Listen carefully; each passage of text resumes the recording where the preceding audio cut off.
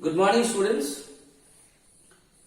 In yesterday's class, I discussed about the meaning of bank. Then I discussed the meaning of banking.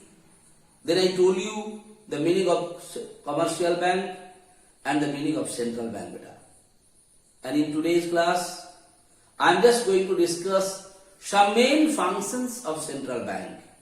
Though the functions of central bank and the details of the central banks are not in your syllabus in class 9. The details of the central bank is there in the syllabus of class 10. But to make you understand the difference between the central bank and the commercial bank, because it is very important for our day-to-day life, I am going to explain you some main functions of central bank in short. I am not going in details of it. Just to give you a brief knowledge about the function of central bank. When you come to class 10, there I will discuss all those functions in details. So today, first I am going to discuss the function of monopoly of note issue.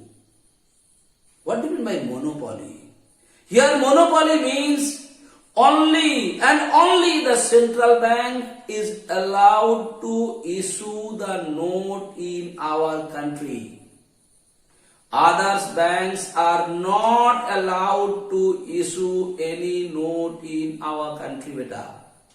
That is why you must have been noticed that in each and every note of our country, there the signature of the governor of the central bank is mentioned there.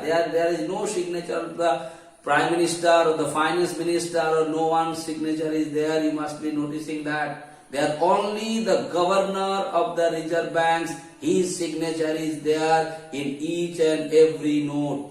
So they are the only one allowed to issue the currency notes or the notes as and when it's required in our country. There's some system is there how to issue and all that I'll discuss in details when we come to class 10. It is not required in class 9. Second function, government's bank. What do you mean by the government's bank? Like if I go to Jharkhand Gramin Bank, it is my bank, our bank. Because it is your bank. Like if you go to State Bank of India, it is your bank. Because you can go there, you can deposit the money, you can withdraw the money, you can take loan from there. But in place of central bank is the government's bank. That means government can go and take loan from there. If government wants to do some development work, if they wants to take some loan or some advances, they are allowed to take it from there. You and me is not allowed to take loan from the Central Bank of India. Who is allowed? The government is allowed. And the other banks are also allowed. That I will discuss you afterwards. Okay, beta? That is why it is called government's bank. Okay? And this bank is advising government. If government has any currency, if any money, everything goes to where? The central bank.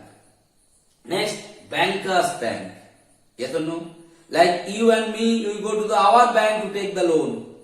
We deposit our extra money into that particular bank, like State Bank of India, what Punjab National Bank, United Bank, Jharkhand Rajya Gramin Bank. In those banks, I and you go, deposit our money. Whenever you need some advances or loan, we are taking the loan from that particular bank. Same way, the other bank like State Bank of India, Jharkhand Gramin Bank, like Punjab National Banks, all those commercial banks, they are also having some extra money. They also need somewhere to deposit it. So all the banks, whatever extra money is there with them, they are depositing their funds or the money in central bank. Similarly, like you and me go to the commercial bank like State Bank of India, whatsoever might be, to take the loan from there as and when we require it. So we are taking some loan or advances.